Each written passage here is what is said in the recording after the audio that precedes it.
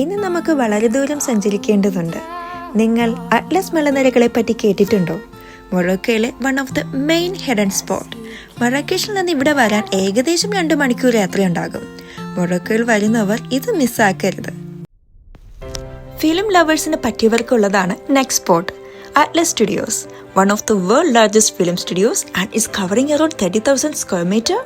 വാവ്! ഇവിടെ അവർ കുറേ ഫിലിം സെറ്റ് ഇടും. എക്സ്പെൻസീവ് ആയിട്ടുള്ളത് മെയിൻറ്റെയിൻ ചെയ്യും, അല്ലാത്തത് ഷൂട്ട് കഴിഞ്ഞ ശേഷം പൊളിച്ചു കളയും. മെയിൻറ്റെയിൻ ചെയ്യുന്ന സെറ്റ് അവർ വേറെ മൂവീസിന് വേണ്ടി റീയൂസ് ചെയ്യും. ഒരു സൈഡിൽ നിൽക്കുമ്പോൾ പഴയ ഈജിപ്റ്റ്, മറുവശത്ത് നിൽക്കുമ്പോഴോ റോമൻ ക്ഷേത്രങ്ങൾ, പിന്നെ അറേബ്യൻ മാർക്കറ്റും. എന്താ അല്ലേ!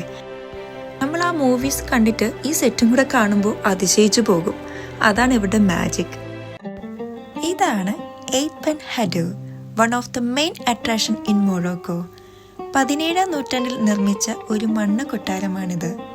ഇപ്പോഴും കുറച്ച് ആൾക്കാർക്ക് താമസിക്കാനുള്ള പെർമിഷൻ ഗവൺമെന്റ് കൊടുത്തിട്ടുണ്ട്.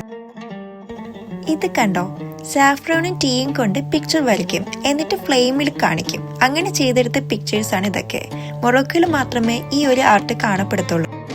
പോലെ തന്നെ gladiator, game of Thrones, the mummy, Prince of Persia തുടങ്ങിയ അനേക മൂവീസ് ഷൂട്ട് ചെയ്തത് ഇവിടെയാണ്.